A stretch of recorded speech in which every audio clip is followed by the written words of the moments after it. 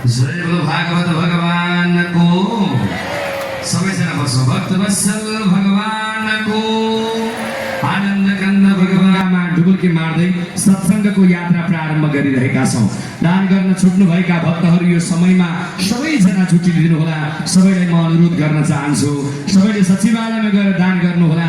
सक्नेले धेरै गरौँ, नसक्नेले थोरै गरौँ, केही न केही जरुर अर्पण गरौँ भन्दै हाम्रो विजय केसी सरले मेरो आवाज सुन्दै हुनुहुन्छ भने मञ्चमा उपस्थित भइदिनका निम्ति अनुरोध गर्न चाहन्छु।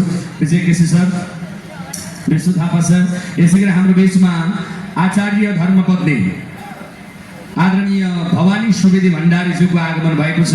माताजीलाई जोरदार तालीले स्वागत गर्छ। आचार्यत्व वहन गरेर आजका दिनसम्म निर्वाह गर्नुहुने परम पूज्य वसन्त गुरुदेव, यसै गरी सूरज कौडिन्य गुरुदेव, यसै गरी यस यज्ञका गणपति परम वन्दनीय सूरज नेउपाने गुरुदेव, यसै गरी मञ्चमा विराजमान अन्य गुरुजन छ हुँदाहुँदै पनि सम्बोधन छुट्याउन चाहन्छु। अन्य यज्ञको भूमिकालाई पूर्ण रूपमा निर्वाह गर्नुभएका सम्पूर्ण गुरुजनहरूको चरण कमलमा सविनय साष्टाङ्ग दण्डवत प्रणाम गर्दछु।